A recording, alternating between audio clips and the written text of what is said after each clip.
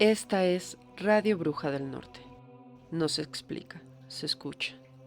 Bienvenidos a una nueva noche. Yo soy Tila, la Bruja del Norte.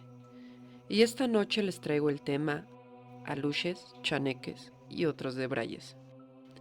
Hace unos días, en un en vivo pasado, nos llegó una historia de la comunidad acerca del puente de Cancún, ese puente el que está en la avenida Cuculcán. ¿Se acuerdan? Ese mismo que fue noticia nacional y que se cayó varias veces. Pues alguien de ustedes me mandó un correo pidiéndome más información acerca de los aluches. Pero, ¿qué son? Pues estos son seres elementales del folclore maya, especialmente del sur, península de Yucatán, Guatemala y Belice.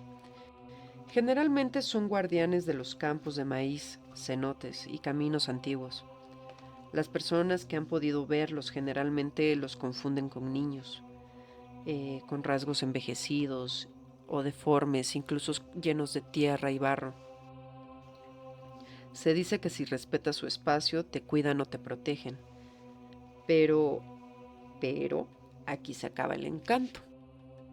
Si llegas a su territorio sin permiso, sin ofrenda y con soberbia, te pueden enfermar, hacer que te pierdas, ya sea en la selva o en el camino, provocar accidentes o llegar incluso a desmayarte. La siguiente historia es un audio de una seguidora que me mandó por Facebook, que recientemente fue de visita a Cancún y nos quiere contar su experiencia. Tenía tantas ganas de conocer a un cenote que me fui de vacaciones. Cuando llegué al cenote estaba rodeado de personas donde hacían limpias y pasaban mucho humo de incienso. La sensación de estar en un cenote era muy padre, ya que veías cómo entraba la luz directamente, conectaba con el agua, la tierra y los peces. Yo estaba con la idea de que estaba descargando toda mi energía y literalmente sentí que sí fue así porque me sentía tan a gusto. Pasó el rato, no me quería yo salir del cenote, pero me percaté de cosas muy poco a poco, sin que le pongas tanta atención, donde sentía que me jalaban. Tenía miedo de ver hacia abajo, ya que la luz solo alumbra un poco, da la luz hacia el fondo y ya de 1 metro hacia adentro se ve totalmente oscuro, negro, y no se percibe más. Entonces me quita el chaleco salvavidas, ya que no te dejan estar en el agua sin el chaleco, porque han pasado muchos accidentes que te jala el agua. Yo pienso, ¿por qué te va a jalar el agua? Y bueno, por miedo no me lo quité, pero caminaba sobre el agua donde no estaba hondo y se siente una sensación rara, pero yo seguía suponiendo que era por la descarga de energía, agradeciendo claramente. Y bueno, pasamos al siguiente cenote. Este tipo de cenote era un poco más grande, más hondo y en cueva. Entonces, al entrar a este cenote, me percaté que había más gente, totalmente más gente. Pero me impresionó el fondo, ya que decían que estaba la superficie era mucha. Entonces, cuando yo me meto a este cenote, de repente siento que me jalan. Tenía esa sensación como si me agarraran los pies. Los peces no están hasta el fondo, debidamente igual a la luz. Y era diferente. Entonces casi no pude estar mucho tiempo porque me empecé a sentir rara. Tuve miedo. Miedo no paranormal, miedo a que ya mi mente estaba imaginándose como que podía jalarme algo, una corriente.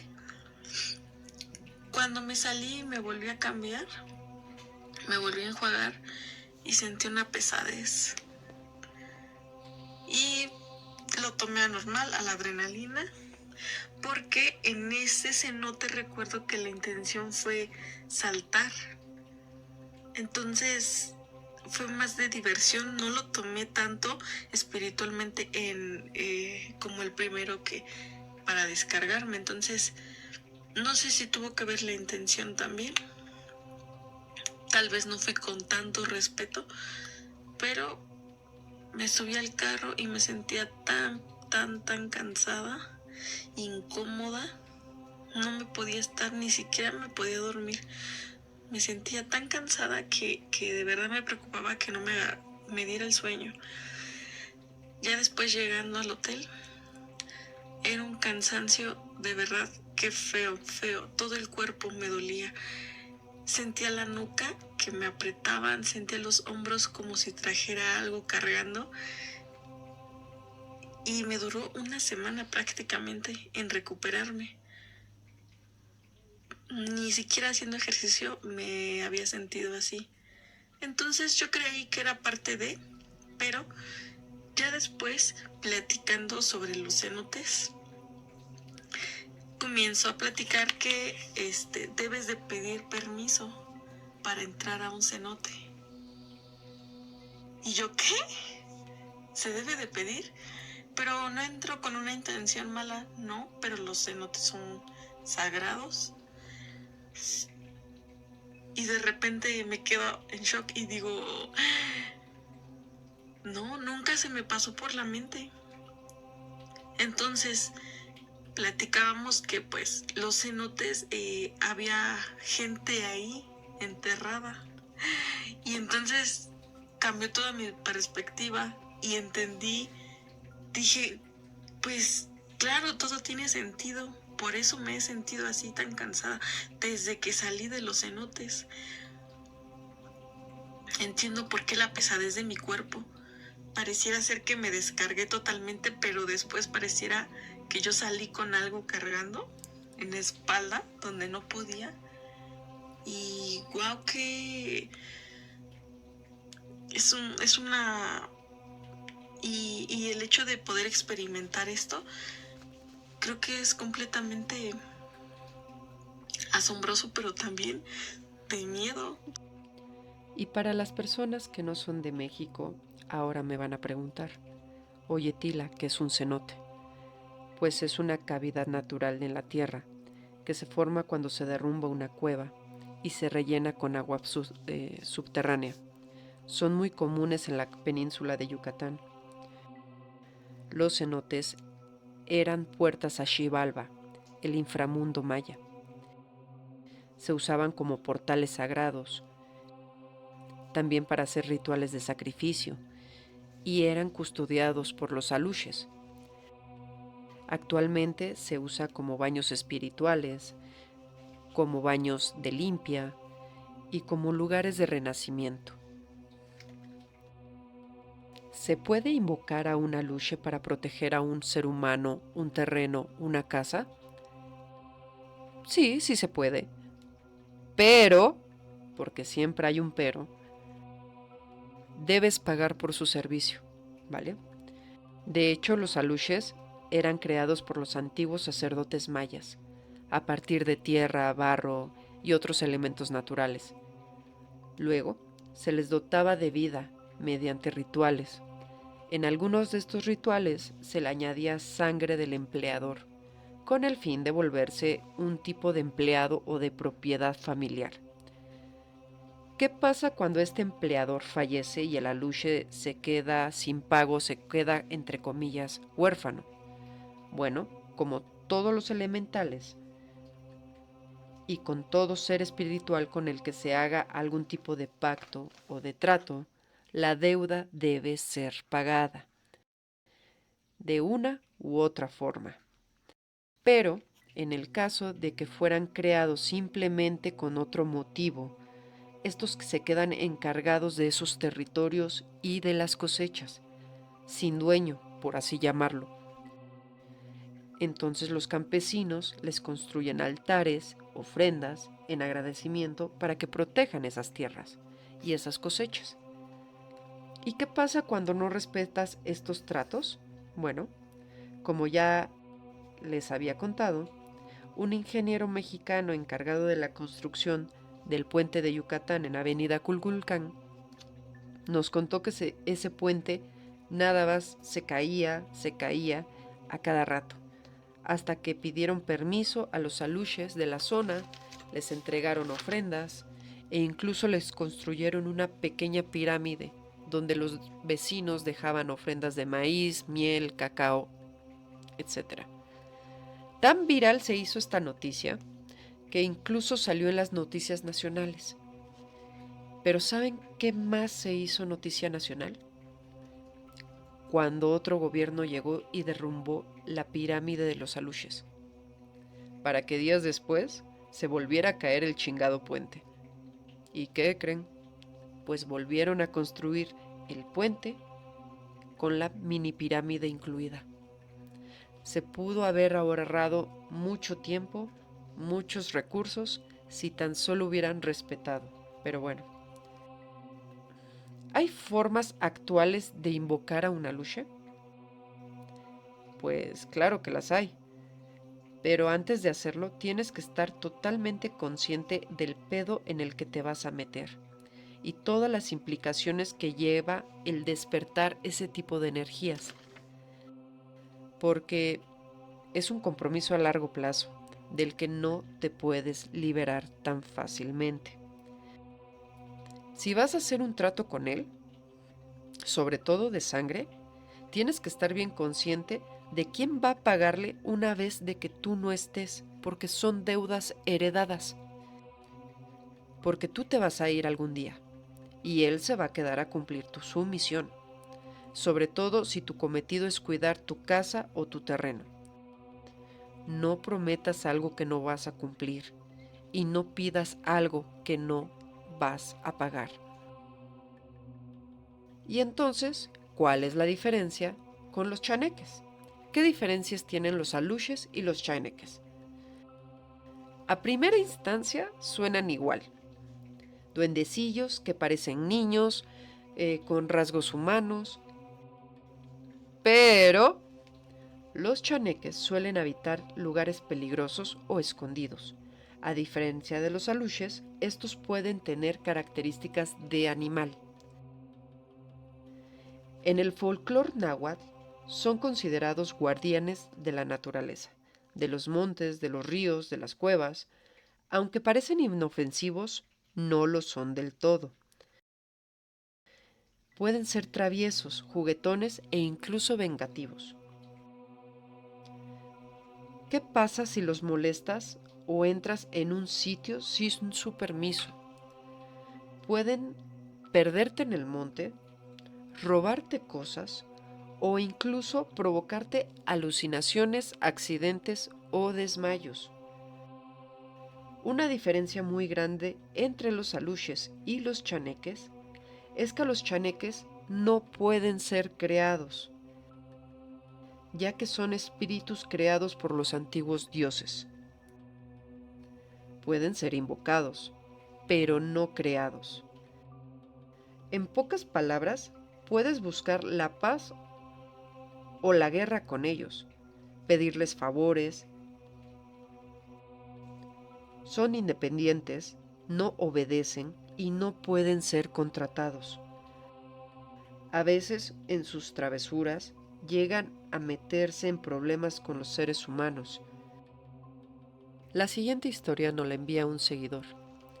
Cuando era niño, mi familia vivía en una ranchería cerca de Alvarado, Veracruz. Mi abuelo solía ir con las vacas muy temprano a pastar. Regresaba al oscurecer, casi cuando el sol ya se metía.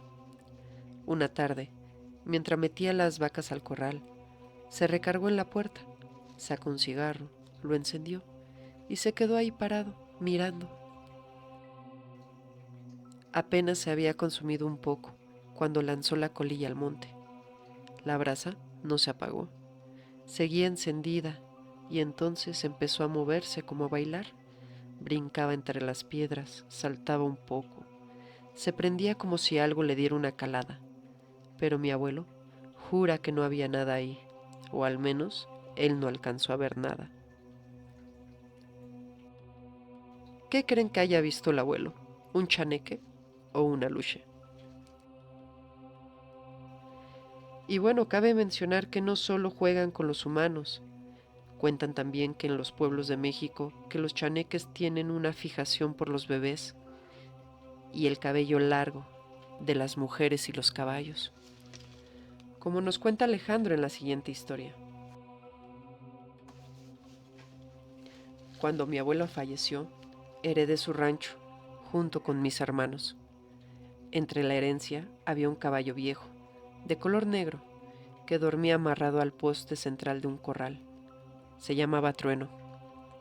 La noche siguiente al funeral de mi abuelo, todos los nietos nos quedamos a dormir en el rancho. En la madrugada, a lo lejos, escuché a Trueno relinchar bajito, como quejándose. Pensé que extrañaba al viejo.